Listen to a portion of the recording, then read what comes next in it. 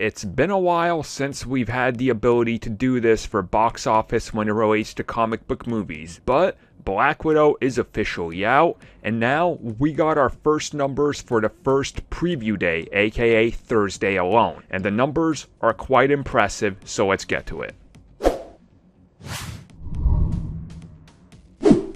And right before we get into that, let me just mention that if you are a member of the community and you are on the audio commentary tier, the commentary is already up and live right now. We did it right after the film dropped, so it's available. Go check that out, including the last episode of Loki as well. They're both out now. Now let's get to this box office, well, I guess domination, because that's sort of what it is, and that's kind of what most people are saying. Now, going into this weekend, we saw, I would say, the highs and lows of predictions.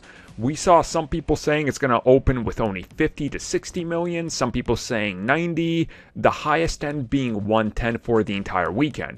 Now, of course, you need to look at Thursday preview numbers to sort of be able to predict how it's going to do over the course of the next few days for the entire weekend. Black Widow's predictions for Thursday alone were sitting around $7.5 million, meaning it was just a hair over what Fast 9 did with 7.1.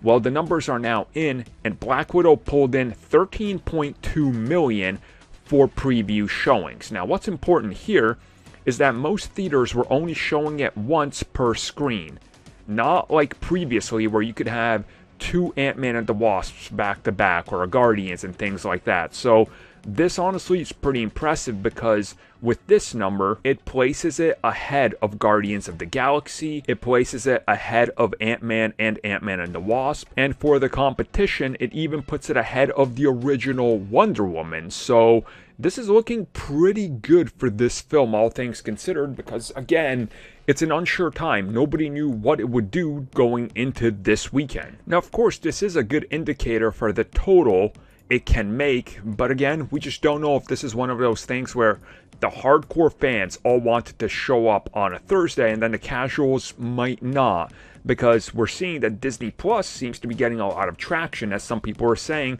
Disney Plus just wasn't there for them. So again, we're gonna have to wait and see, but this is a great indicator for this film and for the MCU really not having trouble coming back to theaters, which in my mind is great, because people are quite clearly hungry for more MCU content, even though they've been fed real good between WandaVision, Falcon and the Winter Soldier, and Loki still going on. People just can't get enough. So this has gotta be good numbers for Disney.